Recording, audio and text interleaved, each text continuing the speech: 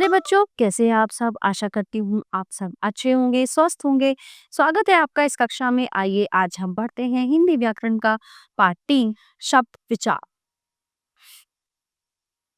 भाषा की दूसरी इकाई शब्द है। दो या दो से अधिक वर्णों से बने ऐसे समूह को शब्द कहते हैं। ठीक है, पहले क्या बनते हैं? वर्ण, अक्षर। ठीक है, अक्षर बनते हैं, अक्षर से शब्द बनते हैं और शब्द से वाक्य बनते हैं। ठीक है, तो वर्णों से बने ऐसे समूह को शब्द कहते हैं जिसका कोई ना कोई अर्थ अवश्य होता है। शब्दों के योग से वाक्य बनते हैं और वाक्यों से भाषा। भाषा में शब्द का बड़ा महत्व है। संसार के सब व्यवहार शब्द और उनके शुद्ध प्रयोग से होते हैं। व्याकरण का यह विभाग हमें शब्द की जानकारी देता है। व्याकरण के जिस विभाग में शब्द का लक्षण, उसके प्रकार, निर्माण आदि के नियम बताए जाते हैं उसे शब्द विचार या विभाग कहते हैं। शब्द और उसके भेद। शब्द दो या एक से अधिक वर्णों के मेल से बना सार्थक ध्वनि समूह शब्द कहलाता है। जैसे अरुण, और ऊण अरु, 5 वर्णों का ध्वनि समूह। कमल, क अ म अ ल अ कमल, 6 वर्णों का ध्वनि समूह। रघु, र अ घ उ, इसमें 4 वर्ण आए हैं। फगवाड़ा, फ अ ग व आ ड अ, 8 वर्णों का, वर्ण मतलब अक्षरों का ध्वनि समूह। इन सब का अर्थ है अरुण, कमल और रघु व्यक्तियों के नाम हैं। फगवाड़ा एक जगह का नाम है। अतः ये सब सार्थक ध्वनि समूह होने के कारण शब्द है। शब्द और पद में अंतर। शब्द भाषा की स्वतंत्र इकाई होती है। प्रत्येक स्वतंत्र सार्थक वर्ण समूह शब्द कहलाता है। परंतु जब कोई शब्द वाक्य में प्रयुक्त हो जाता है तो वो स्वतंत्र नहीं रहता, वह व्याकरण के नियमों में बंध जाता है। वाक्य में प्रयुक्त होने पर लिंग, वचन, कारक आदि से प्रभावित होकर शब्द का रूप बदलता रहता है। ऐसी स्थिति में वह शब्द पद कहलाता है। जैसे लड़का और खेल, ये दोनों शब्द हैं, परंतु जब ये विभिन्न वाक्यों में प्रयुक्त होते हैं तो इनका रूप बदल जाता है। जैसे लड़का खेला, लड़के खेलेंगे, लड़कों ने खेलकर नाश्ता किया। उपयुक्त वाक्यों में लड़का शब्द लड़के और लड़कों ने के रूप में भी प्रयुक्त हुआ है। इसी प्रकार खेल शब्द भी खेला, खेलेंगे और खेलकर के रूप में प्रयुक्त हुआ है। वाक्यों में प्रयुक्त होने पर ये शब्द पद बन गए हैं। व्याकरण के नियमों के अनुसार इनके स्वरूप में भी परिवर्तन हो गई। अतः वर्णों का सार्थक समूह शब्द है तथा वाक्य में प्रयुक्त शब्द पद है। शब्दकोश में शब्दों के अर्थ होते हैं, पदों के नहीं। ध्वनियों के मेल से शब्द और पद बनते हैं। शब्दों का वर्गीकरण। हिंदी शब्दों का वर्गीकरण 4 आधारों पर किया जाता है जो अग्रलिखित है। शब्दों का वर्गीकरण उत्पत्ति या स्रोत के आधार पर, रचना या बनावट के आधार पर, अर्थ के आधार पर, प्रयोग अथवा व्याकरणिक प्रकार के आधार पर। उत्पत्ति या स्रोत के आधार पर शब्द भेद। स्रोत का अर्थ है निकलने का स्थान। हिंदी भाषा का शब्दकोश बहुत विशाल है, यानी इसकी डिक्शनरी बहुत बड़ी है। उसमें अनेक भाषाओं के शब्द मिल गए हैं। किसी शब्द का मूल रूप क्या है, वह मूल रूप में किस भाषा से आया है, वो किस भाषा से विकसित हुआ है, अथवा सीधे किस भाषा से हिंदी में आया है। जैसे दूध शब्द संस्कृत से दुग्ध शब्द से विकसित होकर आया है तथा स्कूल शब्द सीधे अंग्रेजी से आया है। इस प्रकार उत्पत्ति या स्रोत के आधार पर हिंदी भाषा में 5 प्रकार के शब्द प्रयोग किए जा रहे हैं। तत्सम शब्द, तद्भव शब्द, देशज शब्द, विदेशी शब्द और संकर शब्द। पहला आता है इसमें तत्सम शब्द। तत्सम शब्द 2 शब्दों से मिलकर बना है। तत्सम अर्थात उसके समान। उसके से तात्पर्य मूल भाषा संस्कृत से है। जो शब्द संस्कृत भाषा से हिंदी में जो के त्यों ले लिए गए हैं वे तत्सम शब्द कहलाते हैं। जैसे पृथ्वी, अग्नि, लता, कार्य, कृष्ण, दुर्बल, कवि, ग्रह, गुरु आदि। तद्भव शब्द। तद्भव शब्द भी 2 शब्दों से बना है। तद्भव जिसका अर्थ है उससे होना, अर्थात जो शब्द मूल भाषा संस्कृत से थोड़े से परिवर्तन के साथ हिंदी में ले लिए गए हैं वे तद्भव शब्द कहलाते हैं। जैसे रात्रि से रात, दधी से दही, दुग्ध से दूध, वधु से बहू आदि। कुछ तत्सम तद्भव शब्द इस प्रकार हैं: अंधकार अंधेरा, अग्र आगे, अश्रु आंसू, उल्लूक उल्लू, काक कौआ, कर्म काम। अंध अंधा, अम्ब अम्मा, आश्रय आश्रा, उष्ट ऊंट, कर्ण कान, को कूर।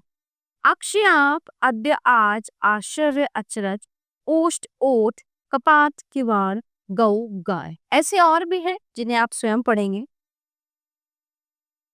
देशज शब्द ऐसे शब्द जो क्षेत्रीय बोली के प्रभाव से विकसित हुए हैं, देशज शब्द कहलाते हैं। जैसे झाड़ू, पगड़ी, लोटा, थप्पड़, ठोकर, भोंपू, भोंदू, झंझन, पेट, सड़क, झकझक आदि। विदेशी शब्द विदेशी शब्दों को आगत शब्द भी कहा जाता है। आगत शब्द का अर्थ है आया हुआ, अर्थात ऐसे शब्द जो दूसरी भाषाओं से आए हैं उन्हें विदेशी शब्द या आगत शब्द कहते हैं। हिंदी में अरबी, फारसी, तुर्की, अंग्रेजी, पुर्तगाली जैसी कई भाषाओं के अनेक शब्दों का प्रयोग किया जा रहा है तथा आज वे हिंदी भाषा के ही बन गए हैं। जैसे अरबी भाषा के कुछ शब्द, ठीक है, अखबार, आजाद, इंसाफ, कब्र, औरत, किताब, कागज, कुर्सी, खबर, तारीख, दफ्तर, मेहनत, सुबह, इशारा, जुर्माना, दबा, नकल, ताकत, मुहावरा, सबूत, मालिक, हिसाब आदि। फारसी भाषा के कुछ शब्द: अचार, आदमी, कारीगर, खराब, खून, गर्दन, गुब्बारा, गुलाब, चेहरा, जमीन, जानवर, दरवाजा, दिल, दीवार, पर्दा, प्याज, बीमार, मजदूर, शहद, शेर। तुर्की भाषा के कुछ शब्द: कुर्ता, कुली, कैंची, चाकू, चेचक, चम्मच, गलीचा, बंदूक, बहादुर, लाश आदि। पुर्तगाली भाषा के कुछ शब्द: अलमारी, कमरा, कनस्तर, कप्तान, गमला, धोदान, चाबी, तौलिया, बाल्टी, साबुन आदि। फ्रेंच भाषा के कुछ शब्द: अंग्रेज, काजू, कारतूस।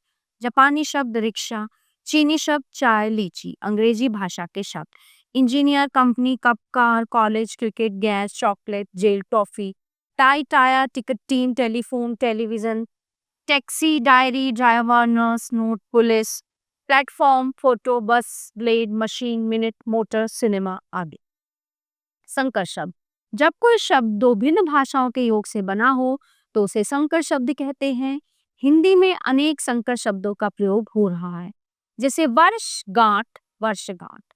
टिकट घर, टिकट घर ये अंग्रेजी शब्द है, ये हिंदी है। रेलगाड़ी, रेलगाड़ी। लाठी चार्ज, कपड़ा मिल, तहसीलदार। रचना या बनावट के आधार पर शब्द भेद। रचना या बनावट के आधार पर शब्द तीन प्रकार के हैं: रूढ़, यौगिक और योगारूढ़। ठीक है, सबसे पहले आते हैं हम रूढ़ पे। रूढ़ का अर्थ है जो शब्द अखंड रहकर किसी विशेष अर्थ में प्रसिद्ध हो जाए वे रूढ़ शब्द कहलाते हैं। जैसे घोड़ा, कमल, कमल, गाय। इन शब्दों के खंडों का कोई अर्थ नहीं है। ये शब्द अखंड रहकर पशु विशेष, घोड़ा, पुष्प विशेष, कमल व दूध देने वाला पशु विशेष, गाय का अर्थ प्रकट करते हैं, अतः ये शब्द रूढ़ हैं। दो या दो से अधिक जुड़े शब्द या शब्दांश यौगिक शब्द कहलाते हैं। जैसे पाठशाला, विद्यालय, विद्यार्थी, घुड़सवार, मुख्यमंत्री, धनवान। इन यौगिक शब्दों की रचना दो शब्दों के योग से हुई है, अतः ये यौगिक शब्द है। योगारूढ़ जो शब्द दो या अधिक शब्दों या शब्दांशों के योग से बने और सब सामान्य अर्थों को छोड़कर एक विशेष अर्थ में प्रसिद्ध हो जाएं, वे योगारूढ़ शब्द कहलाते हैं। जैसे पंकज, पंख में पैदा होने वाला, पंख जो कीचड़। वे बहुत से पदार्थ पैदा होते हैं, घास, फूल, बेल, सिंघाड़ा, क्षुद्र प्राणी, इन सबको पंकज कहना चाहिए, किंतु सब पदार्थों को पंकज नहीं कहा जाता। ये शब्द केवल कमल अर्थ में प्रसिद्ध हो गया है। इस प्रकार पंकज दो शब्दों के योग से बना है और कमल अर्थ में प्रसिद्ध हो गया है, अतः ये योगारूढ़ शब्द है। कुछ योगारूढ़ शब्द: जलज, पीतांबर, नीलकंठ, दशानन, घरवाला, गजानन आदि। अर्थ के आधार पर शब्द भेद। अर्थ की दृष्टि से शब्द दो प्रकार के होते हैं: सार्थक और निरर्थक। सार्थक जिन शब्दों का अर्थ स्पष्ट रूप से पता चले उन्हें सार्थक शब्द कहते हैं। जैसे राम व्यक्ति विशेष का नाम, अरुण व्यक्ति विशेष का नाम, दिल्ली विशेष नगर का नाम है। निरर्थक जिन शब्दों का अपना तो कोई अर्थ नहीं होता किंतु दूसरे शब्दों के साथ जुड़कर अर्थ बन जाता है, वे निरर्थक शब्द कहलाते हैं। ऐसे शब्दों पर व्याकरण में विचार नहीं किया जाता, जैसे चाय वाय पी लो, पानी वानी अभी नहीं पिया। इन उपयुक्त वाक्यों में चाय सार्थक शब्द के साथ निरर्थक वाय शब्द का अर्थ भी बन गया है। तो इसी प्रकार पानी के साथ वानी शब्द भी अर्थ प्रकट करता है। जो अर्थ चाय और पानी है वही इन शब्दों का अर्थ है। सार्थक शब्दों के भेद, सार्थक शब्दों के भेद निम्नलिखित है। एकार्थी शब्द, अनेकार्थी शब्द, पर्यायवाची शब्द, विलोम शब्द, समरूपी भिन्नार्थक शब्द, अनेक शब्दों के लिए एक शब्द, एकार्थ प्रतीत होने वाले शब्द, ध्वनि बोधक शब्द। इनकी चर्चा हम अगले पाठों में करेंगे। प्रयोग या व्याकरणिक कार्य के आधार पर शब्द भेद। प्रयोग के आधार पर शब्द दो प्रकार के होते हैं, विकारी और अविकारी। विकारी शब्द ऐसे शब्द जिनके रूप, लिंग, वचन, कारक, काल, वाच्य आदि के कारण बदल जाते हैं, वे विकारी शब्द कहलाते हैं।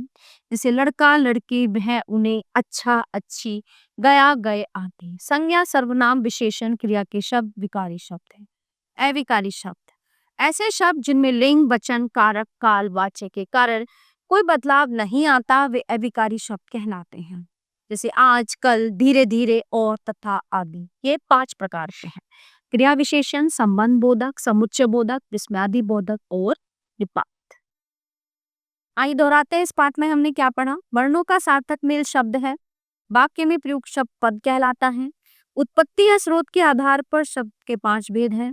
तत्सम, तद्भव, देशज, विदेशी, संकर। रचना के आधार पर शब्द के 2 भेद हैं, रूढ़, यौगिक, और 3 भेद हैं, रूढ़, यौगिक और योगारूढ़।